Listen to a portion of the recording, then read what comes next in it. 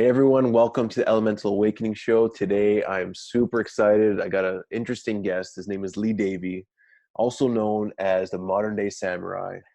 Before we get into Lee, I'm going to get him to explain a bit about who he is, how he got that name, and what he's doing. You know, if you like this podcast, please help us to share it, spread the word around, click like, subscribe, and just send some comments. Let us know what you like and if there's anyone specific you want us to interview. So Lee, welcome to the show. Thanks, Giovanni. I'm super excited to be here. Thank you for having me on. Yeah, thank you. I'm excited to have you here. I think we got connected by a mutual friend who knew we were both traveling down to Costa Rica frequently and said, you guys need to connect. We ended up finding out we ended up living not too far from each other, coming from the Toronto area originally. But yeah, tell us, who you are, what you're doing, how you got the name, the Modern Day Samurai. I'm super curious, the story behind that. And we'll take it from there. Absolutely, absolutely. So for me, it's interesting. My journey, which I didn't know it was a journey back then, but started almost 30 years ago. I was like 14, 15 years old, and I actually wrote. It started in the quote unquote this physical realm where we're told that everything we perceive through our senses, that's kind of all there is. And I just remember thinking, really, like this, it doesn't resonate. There's no level of truth with it. And I started asking questions really early on, and that whole journey, really led me into firstly nutrition and training of the body. And then it was like supplementation and you know nutraceuticals, and then that led into meditations and martial arts and plant medicines. I've done I know you're a fan of ayahuasca, and I've done probably about 50 ayahuasca ceremonies, um, and now into you mentioned Dr. Joe Dispenza, so I'm a huge fan of his work. I study kind of the neuroscience of beliefs, habits, patterns, and the science of change. um, and yeah, I mean, a couple years ago, anytime I kind of, I guess, develop anything or write anything, I receive them essentially as downloads. I wrote my first book in about 6 weeks, called Conscious Endeavor, and this moniker, Modern Day Samurai, kind of popped into my consciousness, and I'm like, that's pretty interesting. I didn't really do anything with it for a while, and then a couple years ago, I'm like, I started researching for another book that I'm writing called Modern Day Samurai, and I felt like it was, the old, the samurai of old, how they were obviously warriors, and they were very, very disciplined, and yet they were philosophers, artists, poets. They walked with a nobility and integrity, and I'm like, that's the disciplines that I incorporate, from breath work to meditation to plant medicine, to ice baths, which I know you're a Wim Hof instructor as well. So it's like all these tools and perspectives. It's like, wow, that's really, the way that I try to live my life. And I thought it'd be kind of a fun moniker to have as well. And so it's more about the philosophy. Obviously we're not preparing for battle or anything like that anymore, but it's kind of become my way of life, and what I really wish to share with people is like, yeah, we can be strong, especially as men, right? I think we're taught in society that we've got to be strong and silent, and you don't say much, and you're not really connected to your feelings, or at least you don't express your feelings. um, but I feel like it's all of that. It's the discipline, it's the nobility, it's the honor, it's the integrity, it's you know kind of a new age renaissance, really, of I like, let's. I really resonate with that. And I think a lot of people are starting to sort of feel that, that modern conscious man archetype. What does that look like? And I think the samurai is a great example that we can embody more. And I see these men's groups popping up everywhere, and they're looking for direction. How do I um, be a man and be strong, but also be able to share my emotions and the way that I feel and express myself? So I think that's a great example. And maybe the war isn't the war of the samurai of the past. It's a war of the mind and Hmm, and the heart. It's like the emotional absolutely. and mental war that's going on, because we're being bombarded by society, by how we grow up, by not being able to express ourselves. So it's very interesting perspective, and I love that sort of ideology of the modern day samurai. So it really resonates with me. So if you need Excellent. if you need a second in command, sign me up. And I always Absolutely. wanted one of those full on samurai headset and dress. That would be super cool. Absolutely. And it's fun too, right? Like it's like, yeah, I don't know. There's just another thing that I've been really trying to bring back is just a playfulness. And I don't know if that necessarily um, is something that was in the samurais, because they were so disciplined. They were so, kind of walk with this type of honor and integrity and this sort of prestige. But kind of weaving back in the playfulness of, like, hey, things, this journey and this awakening or this remembering, it doesn't really have to be all that serious. Doesn't have to be so serious. Yeah, Absolutely. Yeah, I yeah. agree with that too. That's good. Good stuff. So, you said something earlier that really caught my attention, and I think it mimics, or yeah, I guess mimics a lot of people's journeys. A lot of times, it starts off with just a nutrition change. You start eating healthier, and it sets you on this path to a spiritual awakening. Hmm. You know, Yep. and I guess my next question is, what was that moment along that path that you really felt a big shift? Your elemental awakening. Something that really changed your life. Was it something that happened in like one day or one night, or was it something that happened over time, or many things? What would you say were some of the biggest shifts? It really has been many things.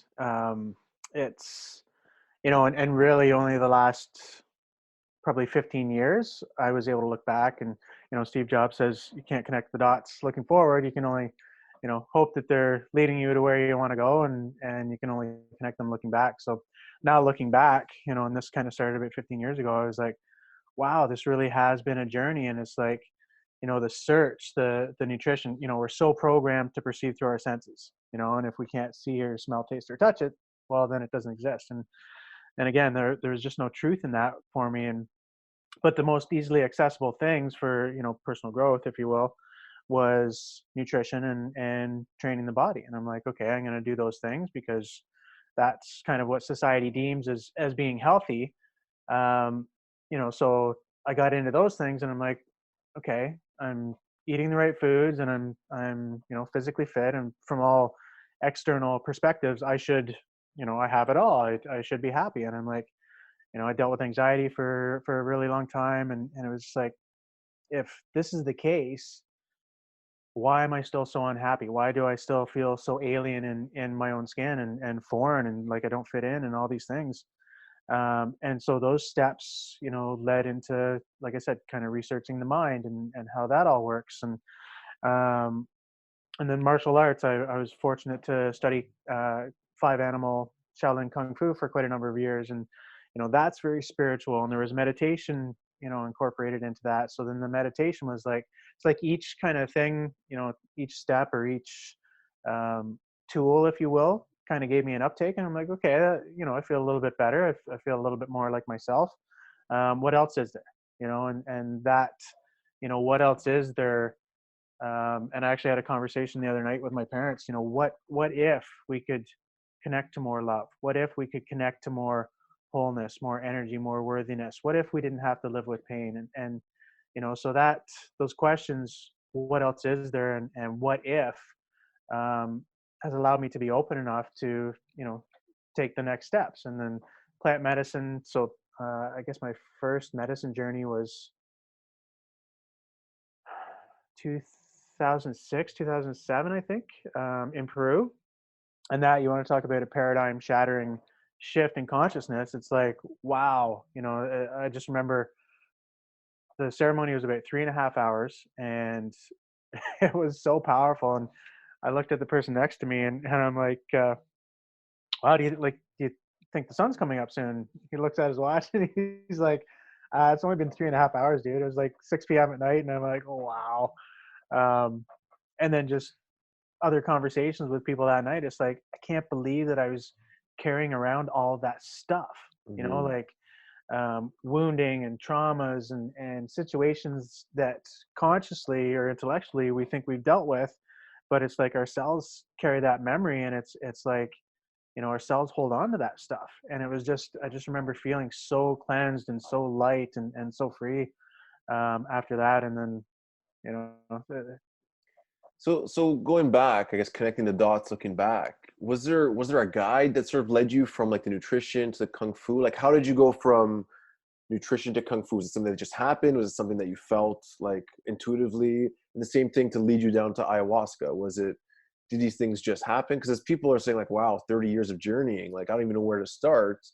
Was there anything that you can say that sort of stood out that was guiding you, or I, um I would say it was primarily intuitions, like, and stuff that did resonate. I talked about, like, school didn't resonate, didn't hold any truth, government didn't resonate, hold any truth, like all these things that, again, we're told to, you know go to school for however many years to get a good job, to pay the bills, to, work until we're 55 or 60 or 65.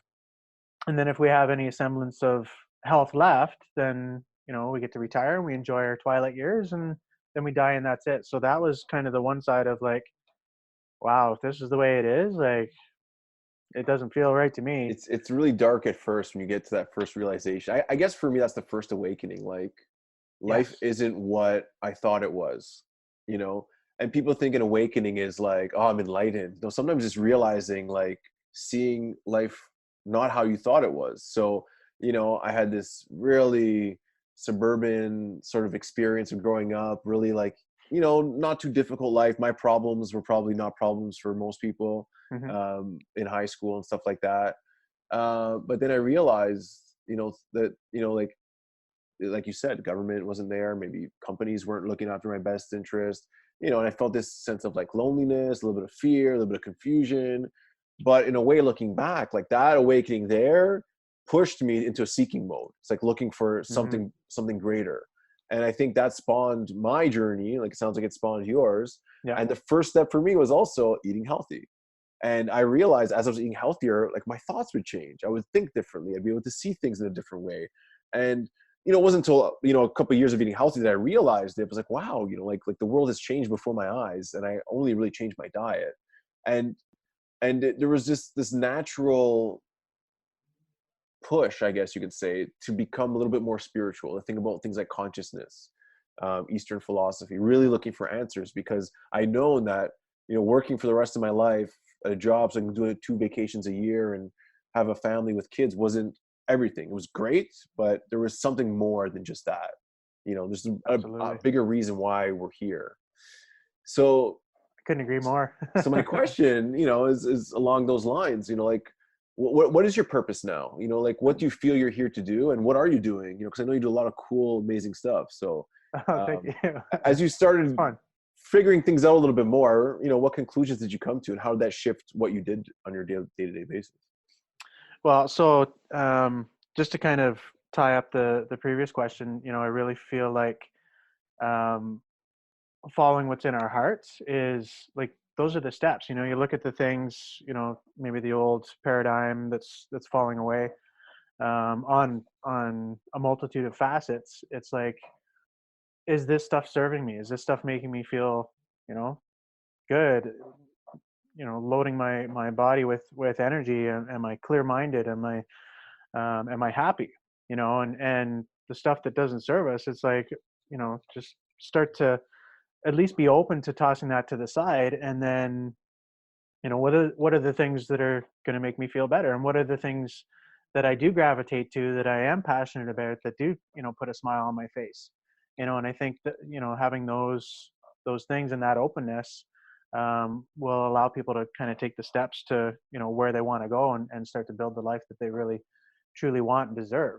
Mm. um, in terms of, what I do now, I like to think of it as helping people piece together the puzzle of who they really are and what they're truly capable of. And, you know, for me, I feel um, there's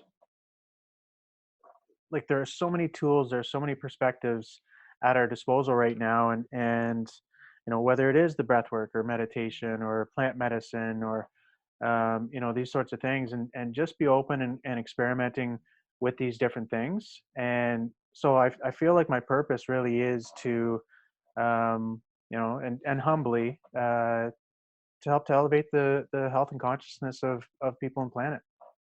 Mhm.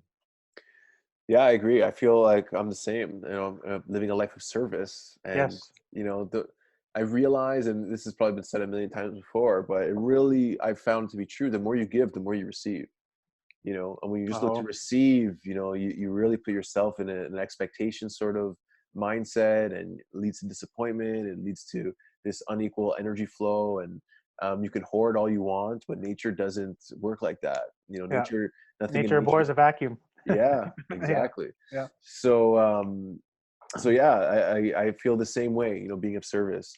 So I wanted to ask you, you talk about a bunch of tools. Like, what is your most effective tool right now? So I'm coming to you. What would you suggest for a newbie just getting, like, what is there one thing that would stand out the most? Um, I have kind of I look at them again, you know, as disciplines essentially, right? And so um, I like to think of it as self first. If the airplane's going down and we're going around trying to, which is prevalent in our society, especially in the service industries, it's like I'm going to go around putting everybody else's mask on first. I'm not going to get very very far. You know what I mean? So it's like for me, my disciplines come first. Like my morning practices are sacred. Um, I don't start work until I'm Run me done through with. your morning routine. Give us a little sample of what that looks like. So I'm curious personally. Okay, What? so 4 a.m. is a typical meditation time, and it's actually a Dr. Joe meditation. It's the pineal gland meditation, and it's about 3.5 hours. So from 4 a.m. until 7:30. So I do And, that before I even get and out of bed. what time you get in bed the night before usually? What's your average bedtime, would you say? Between 9 and 10, and I try to do a little bit of a meditation or blessing of the energy centers in the body as I'm going into bed as well. Cool. Yeah, I like that meditation as well. So before you go on, just quick. Okay, I'll come back to it. Keep going. So meditations first, then I'll get up. I'll go to the gym. So gym's usually 45 minutes to an hour. And again, at a lot of these retreats and stuff like that, it's like, and I've experienced some of them where it's like, we're meditating and we're oming and we're chanting for 6 days, and I'm like, I need to get the blood. For me, it's all about balance, right? So too much of any one thing, whether it's too much yin or too much yang, is not a good thing. So what's that balance? So meditation first, then training, then breath work, then ice bath, then I'm ready to start my day, right? Wow. So it's So that's an amazing morning routine. Similar to me, I don't have the ice bath set up yet. We're working on building some actual like ice baths. My friend's got one that keeps 1 degree all the time, which is, nice, oh, it's nice. so good, so cold. That's awesome. Um, We actually, my buddy, he says hi, by the way, Dan DeLewis. I'm staying with him while I'm in Canada, and we actually bought a freezer. So we keep the freezer full of water and keep it at ice around the outside, so it's zero all the time. It's nice, actually perfect. nice. I wouldn't recommend that at home, guys. And if you do use the freezer, be careful that you unplug it when you go in. Yeah, And yeah. also, just make sure like it can't shut on top of you. So if you're close and the lid somehow falls, it can create a vacuum. So always leave like a towel hanging over the edge or something like that if anyone wants to try that freezer thing. Um, And but do it yeah, gradually. Maybe gradual start at exposure. Yeah, at and 50 degrees and then go down to 45 and have a 40. spotter because you might be wobbly getting out and you might be stuck in the cold for a while. So Yeah. a lot of safety tips too. But the cold is like one of the best modalities for healing, for calming the mind, for enhancing your immune system, reducing inflammation, Oh, so boosting good. your metabolism. There's so many things, all these hormones that it releases that make you feel happier. Um, so yeah, that sounds like an awesome routine. My one question, I'm curious if Dr. Joe touches on this. A lot of studies are saying now that you should get minimum 7 hours of sleep. So if you're getting to bed at 9 to 4, you're getting about 7, which is good.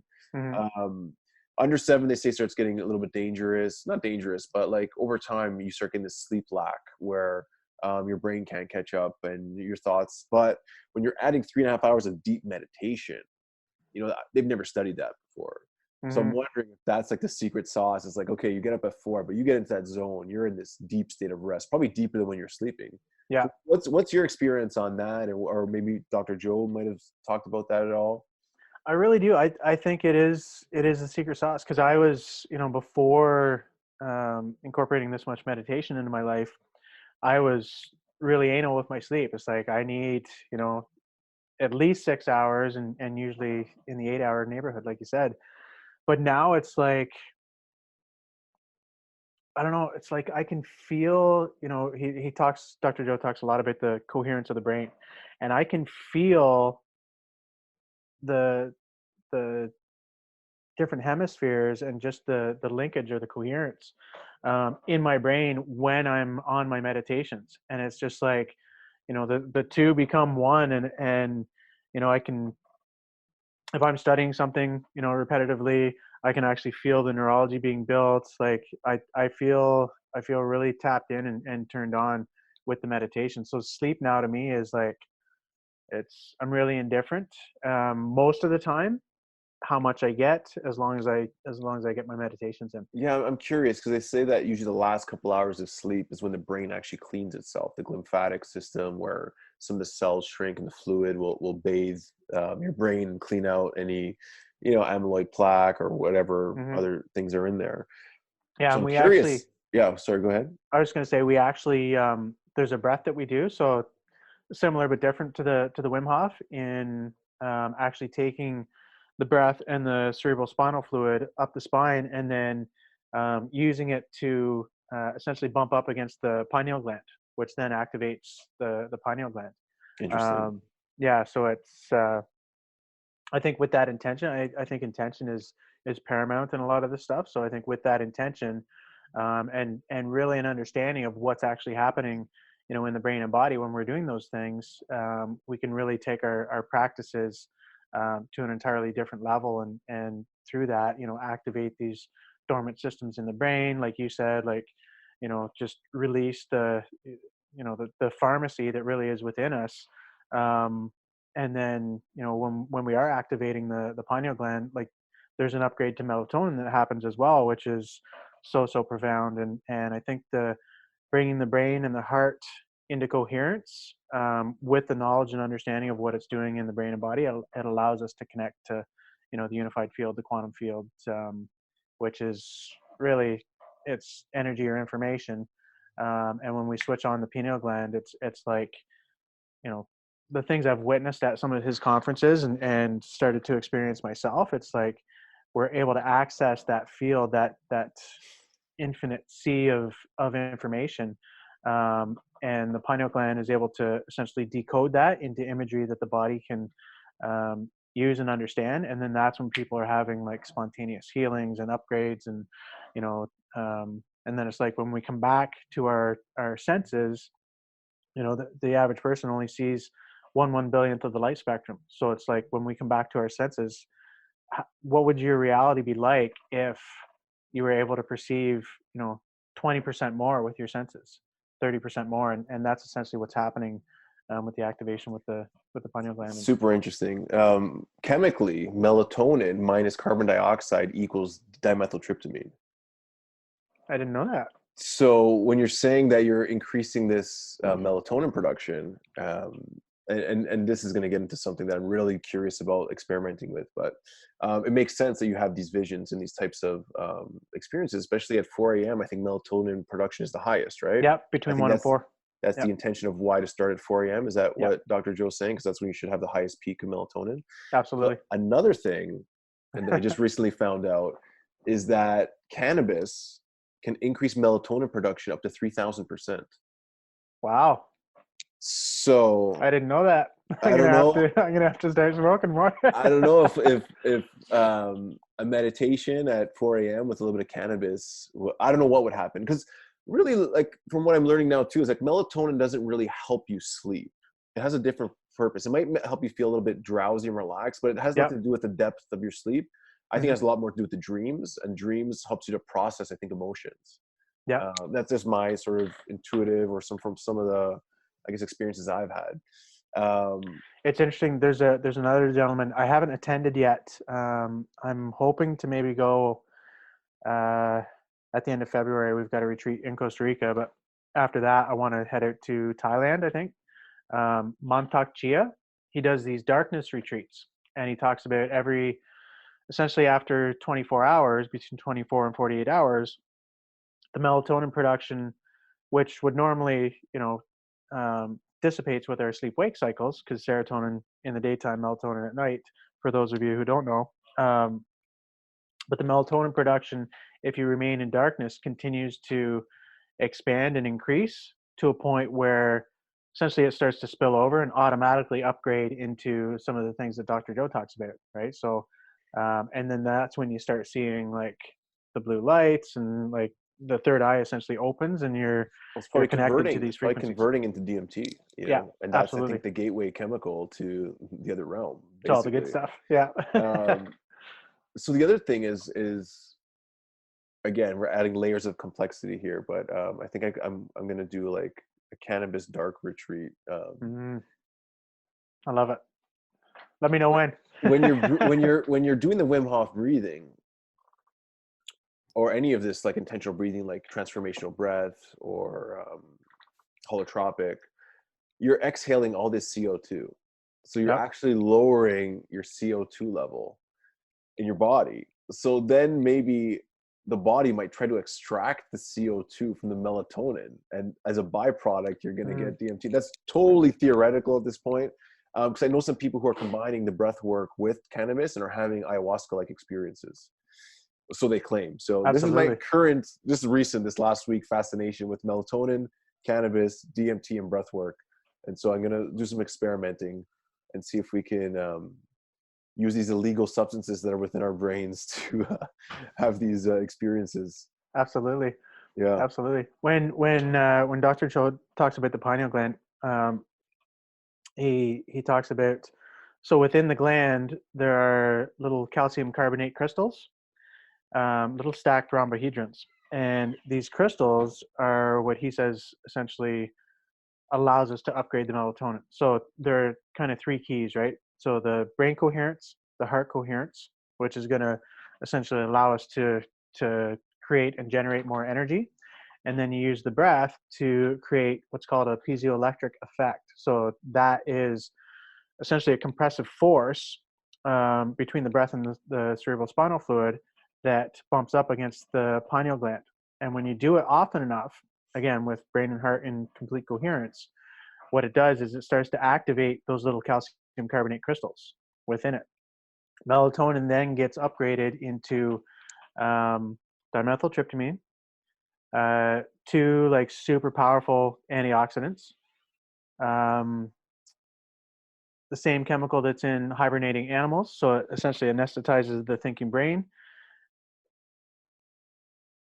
and a um, bioluminescent phosphorescent molecule. So the same molecule that's found in electric eels. I remember So reading that. Yeah, yeah, yeah. so it literally turns the gland into a transducer receiver or an antenna, to be able to pick up these more subtle frequencies. And so this happens every morning between 4 and 7:30 in the morning.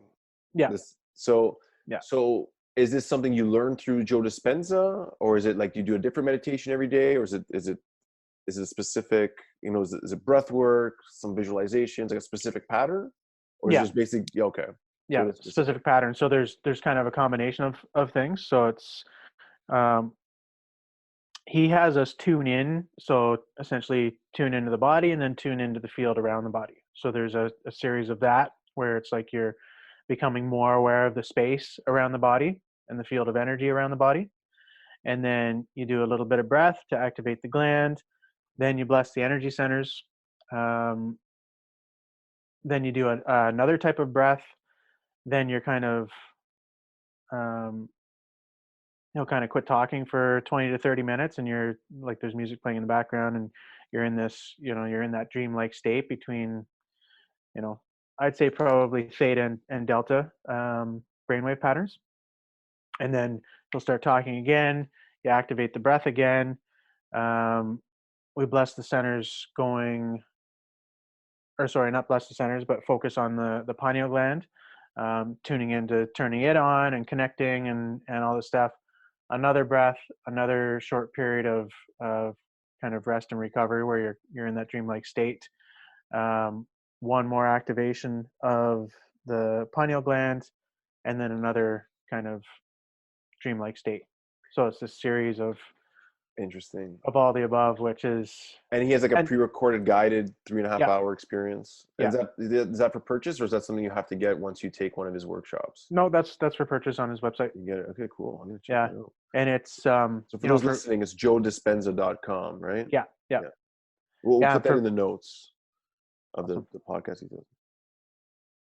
Yeah, for me, it's, that's the one that I'm primarily focused on because I've I haven't gone yet. So at the last event, I witnessed two people, and hopefully this isn't scary for anybody, but I witnessed two people having out of body experiences to the point where like my team lead had to help them back into their bodies. So people are literally leaving their physical form behind. They're connecting to this field, and then it's like, how do you, when you have an awareness of the all or this upgrade or connect to these higher frequencies, it's like, how do you fit all that back into this vessel?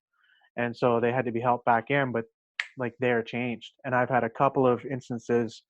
um, it wasn't a like a full 5-MeO DMT experience, but um, I've had a couple with just the breath and this meditation where it's like my whole body was struck by lightning, essentially. Like that's the only thing I can equate it to. And it's such a familiar, unfamiliar feeling, if that makes sense.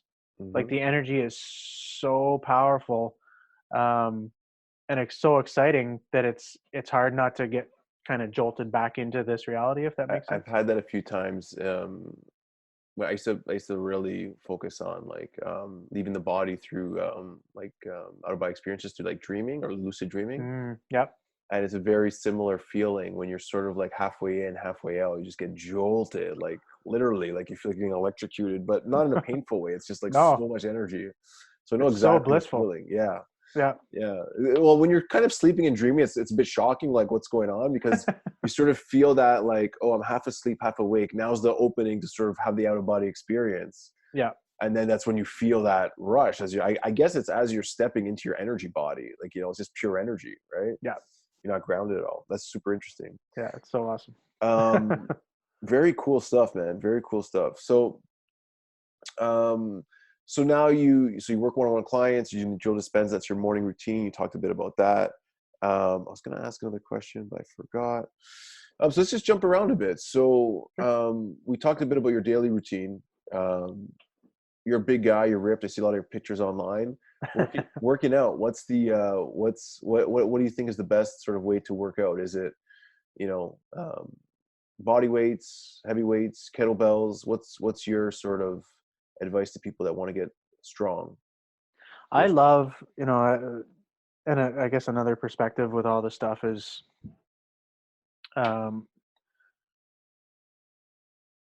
moving towards or trying to obtain limitlessness or superhuman. So, whether it's, the through the mind, through the body, or through the spirit, I really feel like we're limitless beings, and that's kind of the way I approach, my training and everything. So, like, I'm always going as heavy as I can. Like, it's more of a, I guess, for lack of better terminology, a CrossFit style. So I'll do Olympic lifting, I'll do bodybuilding. I actually created my own program called RAMP, Rapid Acceleration of Muscular Progress, which is essentially circuit training repackaged. Um, so yeah, I'm actually doing a ramp phase right now where it's just like I lift as heavy as I can. Um, I change the reps, I change the number of sets and all that stuff on a regular basis. Like every fifth week, I'll plan out a new 5-day routine. Do that for 4 weeks and then change it. But it's and I think, like anything, it's you get at what you put in, right? So if you're trying to push the envelope and really trying to test yourself, then that's, you're gonna discover new boundaries or previously perceived boundaries and limitations, and then you're going to be able to continue to push that. Hmm. And obviously diet's super important when you're trying to stay physical or to maintain a certain body strength and shape. Are there any sort of diets that you adhere to specifically?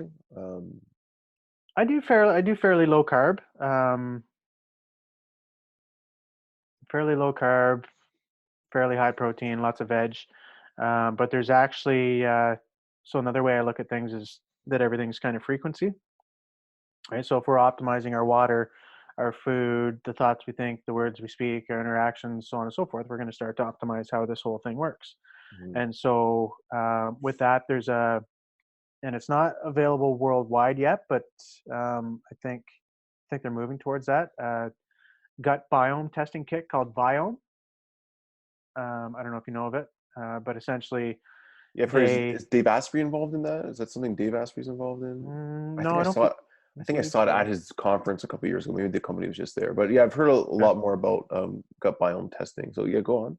Yeah, so essentially you send a sample of your stool away, they analyze it in a lab, you fill out 4 or 5 question answer forms, and then they give you a full printout of like things you absolutely need to stay away from, like your inflammatory foods, your superfoods, And and that's called then Viome, Biome, VIO, Viome.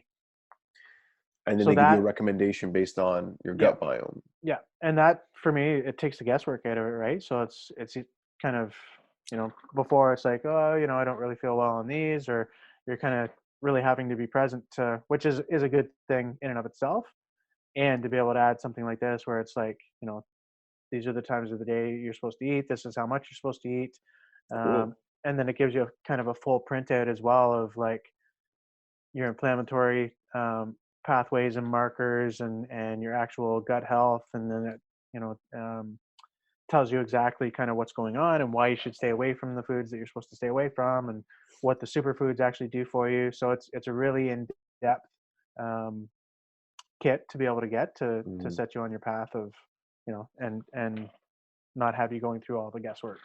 Cool. Very cool. Oh, I just remembered my last question before this one.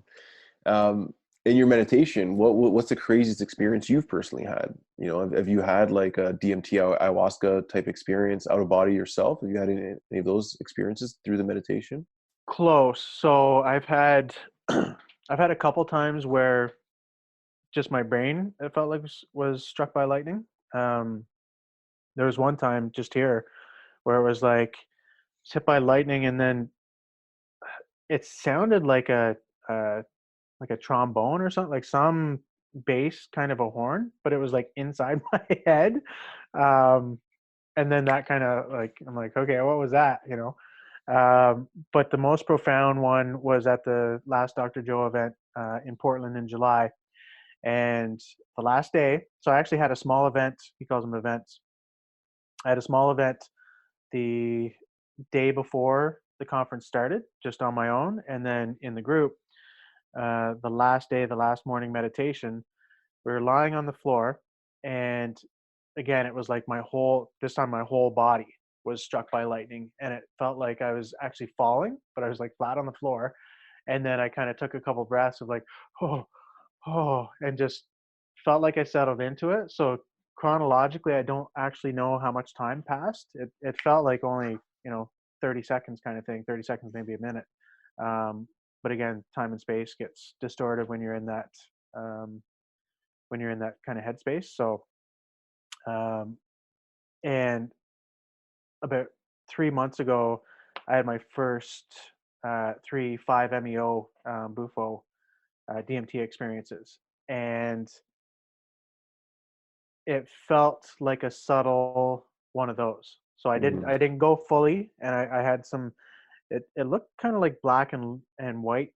It wasn't colorful like the 5-MeO, but there was definitely some imagery, but it felt like, or it seemed as though it was more black and white imagery. Yeah, for Um, me, but Bufo is more like black and white, like shimmering gold, I would say. I wouldn't say it's for me like more NMDMT would be more colorful. So mm, it might have been like close. Like when you break through, you break through on the five, but yeah, it felt for it felt similar to that, just more subtle, really like cool. not a full experience. Yeah, so yeah, that brings Yeah. me into the next category of questions, which is the psychedelics. Bufo is obviously gaining a lot more popularity as far as people understanding, or not even understanding, but hearing the word. Mike Tyson's come out and said how it's changed his life. I don't know if you've Hmm. heard him on Joe Rogan or with Tony Robbins on his podcast. Like he's a different person. It's pretty Hmm. crazy, how someone with that much abuse, trauma, the life that he's lived is able to now at his age, really change gears and change his life. Absolutely. Um, And yeah, go ahead. I was going to say, and really these things, they're all tools, right? They're all tools that are, whether it's the neuroscience, whether it's the medicines, the bufo, the ayahuasca, the mushrooms, marijuana, for me, they're all tools that um, allow us to access these parts of ourselves that, maybe have been dormant or, overridden with, programming from this reality of like, hey, it's only your five senses that that's what's real. And it's like, no, like these things for me open us up, and I feel like also rewire the brain in ways that, it's like if every time we think something new or have a new experience, it's creating new neurology in the brain. um, then if we have more of these experiences, could we not access those states without the external tools? And Mm, that's kind of my hypothesis, is that and I just met a guy in Vancouver last week who's literally a wizard. And I asked him how he got to this point. Like he channels and channels different languages, and some sounded like Japanese, and he's does all this interpreting of sound through his body, and then he does body work. And I'm like, how did you get to this point? He's like, I just did a shit ton of DMT, and it's like the last couple times they had me, they or this energy had me in this room, and I'm like, okay, what else is there? And they're like, we you know it all, like you got it all. So now he's able to access these states as essentially a pure channel.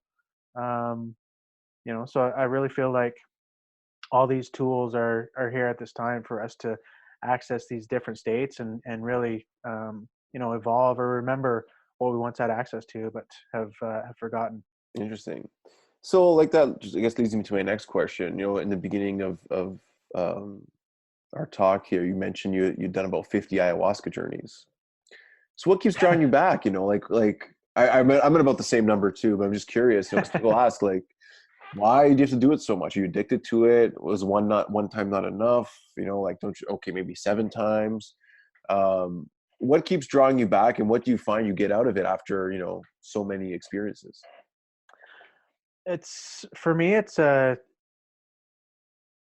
like a stronger connection to that place, to like if we were to look at kind of, you know this is the material world, and everything below it is like, denser and darker and deeper and more, matter, if you will.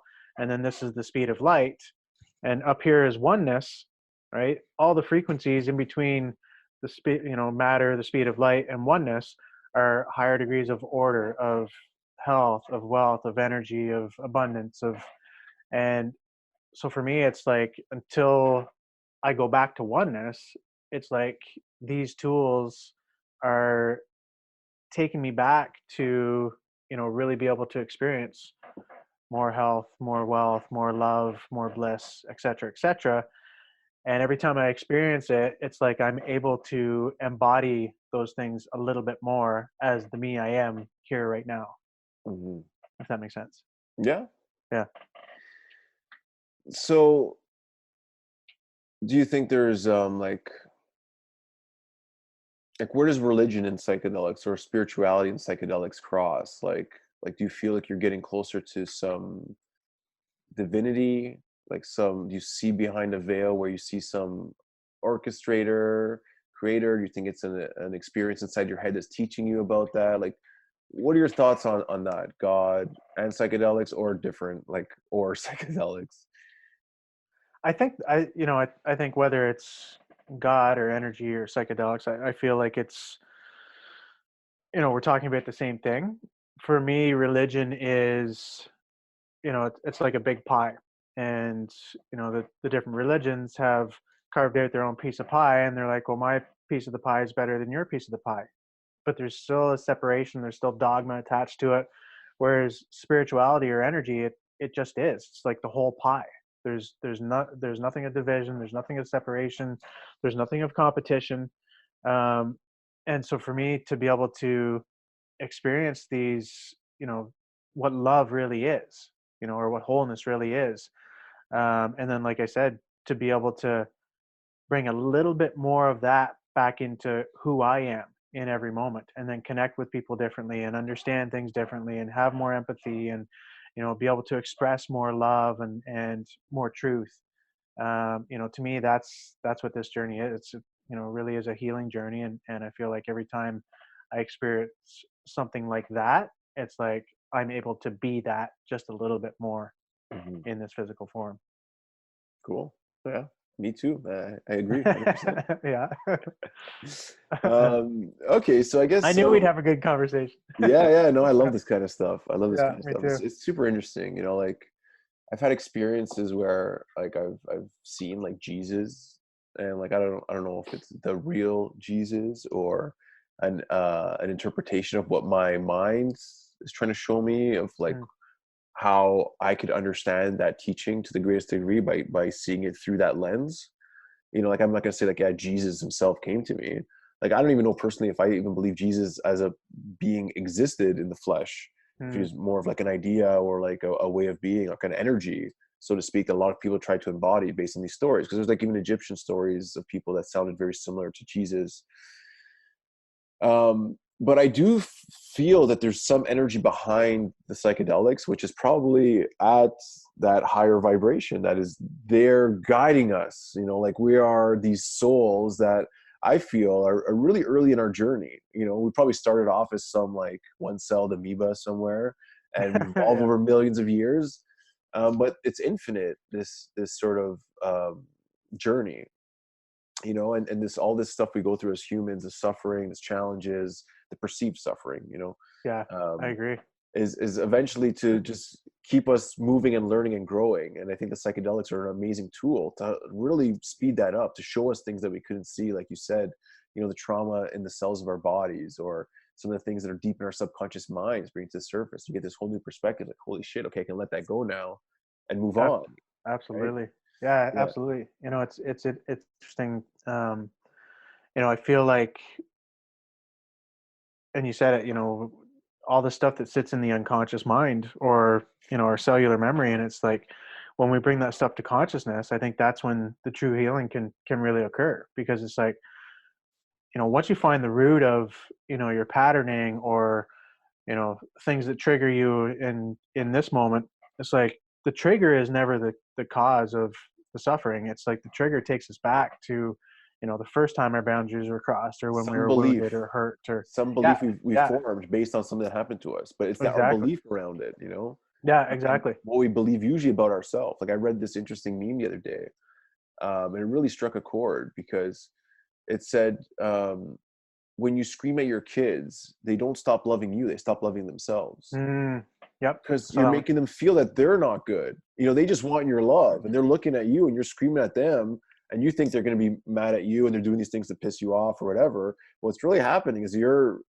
not by probably not by intention, because you want them to learn and grow and be better, Mhm. but they take that as, I'm bad, I'm not worthy, I'm not good. So a child will build that belief and hold it their whole life, and later Absolutely. on something will trigger that belief, which is not even true. Yeah, You were worthy, your parents did love you, and didn't know how to show you that, or maybe everyone's different. I'm sure there's different circumstances, but once you could change that belief, once you can see now that you are a good person, you are innocent, or whatever that belief is, and the opposite, then you can start letting that go. um, absolutely, but absolutely. sometimes it's hard to get there, and sometimes Yeah, things like the plant medicines can really help. absolutely.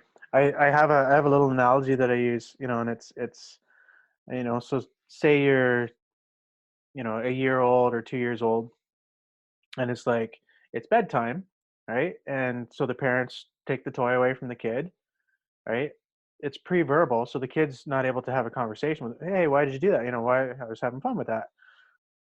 The kid then internalizes that as, well, I don't deserve this toy. Well, maybe I don't deserve love, right? So that's just a really simple example of where unworthiness can stem from, and how far back it can go.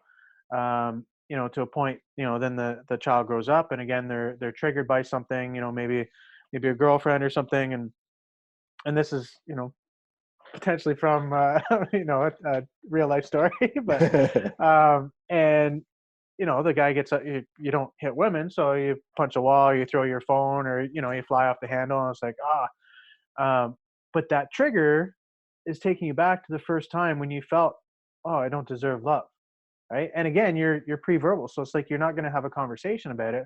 Like the wiring in the brain and body is at a point when you're 2 years old, so you Yeah, can't speak about it. You're triggered, you react, you do the thing, and most people have no idea why they are the way that they are. But through the medicines and these different tools that we're talking about, it's like it it allows us to go back to that point. And for me, I've had realizations and awarenesses of like, yeah, like I did that. Like mine goes back to the womb. My parents were very, very young when they had me, and there was a lot of fear. There was a lot of anxiety of like, and discussion. Are we gonna go through with this? So for me, that's where a lot of my, you know, unbeknownst to me, until I had these awarenesses, and they came during meditations, during very visceral memories. Like, how do you remember being in the womb, right? So it's a frequency, it's a vibration. But through these very visceral memories and realizations and awarenesses, it's like, oh, that's why I was the way that I was. And now with that awareness, I can then respond differently in my life. You know what I yeah. mean? And It's and so change those interesting. triggers. Yeah, it's so interesting. Two things I want to mention. One, on ayahuasca, I had an experience of a sperm. And I was like, oh, that's interesting. I'm having an experience of sperm. And I was like, oh my God, that's me. Wow. I was like, I'm a sperm. I was a sperm. We all were. Every single human being was. I think we Yeah. forget that we were swimming as these little one-celled, whatever a sperm is. And it was just like the most mind-blowing, like it just opened my mind so much. Like I forgot that I was that. I grew inside my mom's belly. Like it was just so profound. Wow. Like to have that experience. You forget about that, right? But there was Absolutely. consciousness there, some form of consciousness that was aware of that, that showed me that memory. And it just like was so profound, so profound. And the other thing I wanted to mention is even through breath work, we get to some of these states, these altered states. And recently in one of my workshops, a Wim Hof workshop, I had a guy who was checking out about 2.5 minutes into a breath hold. And it was the weirdest thing because he wasn't really passing out. He was sort of there, his eyes were there, but he wasn't there. And he went into this state where it looked like he was like nursing or Wow. like looking for like a soother. Like he was there, he was like that. And I was like, I actually videotaped to show him. And like maybe that could have been like abandonment trauma from like childhood, like maybe crying and not getting fed on time, feeling like you've been abandoned. And there's no Yeah. malintent from the mother.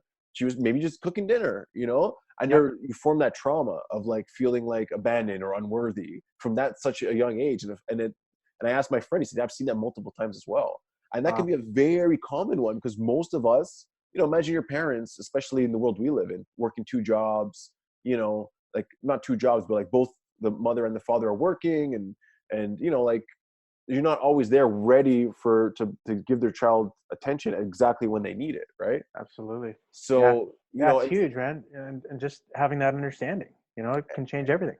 and I guess the most important thing too, if you're a parent listening, it's not your fault. It's nothing to feel bad about because this all has a greater purpose. Those Yeah. feelings create experiences later in life that bring more awareness to like shift you back into consciousness and realize like, oh, like I don't have to worry about that. I think that's the intention of all these things. Like childhood trauma, they say from like 0 to 7, these things happen, and you go on this journey to come back to yourself. When you're born as you know pure or without sin or whatever you want to call it. Yeah. um, Yeah. so it's super interesting, all these types of realizations and what they could potentially mean, and how we're starting to learn a little bit more about how these things affect us, right? Absolutely. And what's going on in the brain and body at different times, right? Like Yeah, you said, up to 7 years old. It's like we're in theta, brainwave frequency, recording everything that is going on around us, right? Yeah. So, the interaction between a male female, what our parents, what they're like, how they feel about themselves, each other, health, wealth, and then that becomes the subconscious program or the operating system from which most of us carry on our lives. So Absolutely. yeah, and like you said, it's nobody's fault. It's just I think it's another type of tool to allow us to come to greater levels of conscious awareness. Awesome. Yeah, absolutely. Okay, a couple more questions, then we're going to wrap it up here. So what's the next thing you're really excited to learn about? What's on your to-do list of things you really are dying to learn more about? Is it like a modality? Is it just something in general, a practice, a person? Is there anything? Um, I'm I think I'm most excited to fully connect, to fully have an out of body experience, and learn from the field. I feel like all this stuff we're talking about. There's a favorite quote that I have: "Know thyself, and thou shalt know the universe and God." And I really feel like all the tools that are at our availability in this physical realm, everything we've touched on today, uh, they're tools that take us into a deeper knowing of ourselves. And then once we, get to that point where it's like, yeah, like what are these more subtle frequencies or energies that I can really tap into? And for me, I want to, you know, I'm excited about having that full on out of body experience, fully connecting to the field without any exogenous substances, without anything from the outside, um, and just seeing what that has in store for me. You know, because I really feel like we're at a time where we're piercing this veil. We're able to connect at such a way that you know we literally become the healer. We become the mystic. We become capable of instantaneous manifestation Hmm. of whatever we desire. And of course we're going to be, as we learn this stuff, we're going to be tuning to more love and wholeness and abundance and creativity and ease and flow and joy and happiness. And so for me, it's just about really continuing on that, and really connecting at a point where, like, I just am, and I'm able to express all of that. Beautiful. Thank you for sharing that. Thank you. Continuing on the learning, what's the most impactful book you ever read? Is there one that stands out that really changed your perspective or shifted you in a way? There's a few. I mean, Life and Teachings of the Masters of the Far East is a good one. Uh, How to Think Like Leonardo da Vinci was really, really powerful. I haven't read either of those. Okay, those Any are of some good ones. any of Dr. Yeah, Dispenza's I knew books. you would say that. Yeah, is are on point. Um, I wrote one called Conscious Endeavor. Okay, there you go. It's kind of my take on the different tools and that sort of thing. Very cool. Um, and then Very Modern Day Samurai when it comes out. awesome. Yeah, thank you. Okay, so going, Shameless plug. yeah, beautiful. Yeah, we'll get to that. Yeah, we're gonna let people know how they can reach you and stay tuned for your upcoming stuff. Very cool. Um, any gadgets or science apps, technology that you use on a day-to-day basis that you feel really up levels your game? Well, so again, looking at everything is frequency, and something I'm gonna start, you know, um, I guess offering as kind of an a la carte to some of the retreats and stuff like that I host is like water structuring devices. I've actually got one here. Um, so there's a whole science on structuring your water. The Arc Crystal, which is from Nassim Harriman, the Resonant Science Foundation. He's a unification physicist. So this actually takes energy from the vacuum, coheres it, and amplifies it. So you can structure your water. If you're putting it in food that you're growing, it'll increase the yield of the food. It like What's that cleanses it. called? What's it called again? Arc Crystal, ARK. What do one of those go for? Just curious. $1,200. $1,200. I figured it wouldn't be cheap. No, no. And you notice a Um, difference when you wear it? Like you actually feel a I difference? do. When I first put it on, and essentially everyone I've spoken with, I had a clearing. Like so it kind of clears and aligns the um, energy fields of the body. So I actually got sick when I first put it on. I don't really notice anything now, but um, the first couple of weeks was like, what's going on? Like I don't usually get sick, this sort of thing. Um, so anything, nano tinctures, CBD oils, anything that's going to allow us to kind of optimize, some of the frequencies that are within and around us. I really want to start incorporating and offering those things because I think it's, you know, we start to optimize all the frequencies, we start to optimize, how we think, how we feel, how we relate to each other, and that increases the energy of the body. And then, you know, oftentimes I've said it's like if people are, just getting through their day, and we touched on it early on about, people working the jobs or the two jobs, and it's like, you know, I'm bagged at the end of the day. How am I going to entertain what consciousness is? And it's like if we can start to optimize how this whole thing functions, it's going to give us the energy, at the end of the day to start thinking about purpose and consciousness Mm, and optimizing, our health and our interactions and doing what we love and all these things. So very um, cool. Yeah, yeah. awesome. So last question, is there something that I didn't ask you that I should have, or that you really wanted me to? um, no, I mean we touched on a lot. Um, No, nothing's kind Okay, of popping cool. up right So now. then, So then just yeah. tell me what you're most grateful for right now.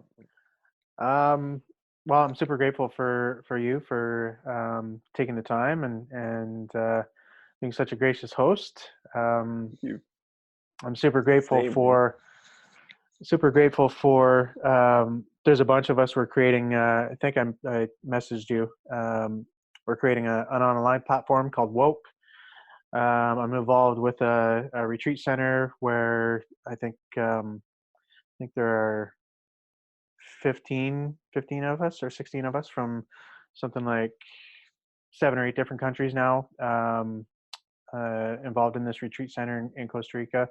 So there are pockets and organizations and people daily that are awakening and remembering. So I'm super grateful to be here during this time, to be able to interact with people like yourself and all these other people that are really realizing, hey, like, we have the power, we are the power, we are one. We can stand in unity, and when we do that with all of these awarenesses,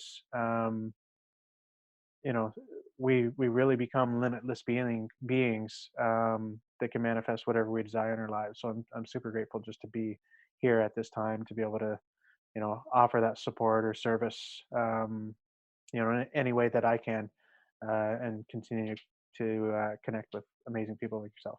Awesome, brother. I feel the exact same. Thank you so much for all that you do, all the amazing things you're putting to this world, all the people that you help. Every time you help someone, you actually up level the vibration of the world. Even if it's just a small tick, they all add up at the end of the day. And it actually, in my opinion, as the frequency of the whole Earth changes, it pushes more people to change more quickly. Right? Everyone feels it. So thank you for all of that, all that you do. And just let people know, like, how can they get a hold of you if they want to be in touch? Do you have a website, these projects that you're working on? Is there an email? Like, how can people find you and get in touch with Absolutely. So website is lee-davy, davy.com. I've got a number of retreats and that sort of thing that I'm hosting that are coming up. Emails lee@lee-davy.com. Super easy. Um, Instagram is transcend 171. So you can connect with me there. Facebook, all the normal kind of avenues. And yeah, I mean, I just even if it doesn't, quote unquote, go anywhere, I just love having these conversations. So if you're interested, just reach out and let's have a conversation. you? Awesome. Yeah, Cool. Well, Lee, thank you so much for your time and all Giovanni. that amazing stuff you shared. It was a great conversation. I thoroughly enjoyed it. And again, for those listening in, please connect with Lee, follow him on social media. And if you like this podcast, please share it with your friends, hit like, subscribe, whatever you're watching this on. We'd love to hear more from you. So leave a comment and reach out to us as well. So thank you so much, Amazing. brother. And Thank you so much, Giovanni. yeah, Really we'll appreciate it. we'll Really chat grateful. soon, brother. Yeah. Thanks, Thank man. you. Cheers.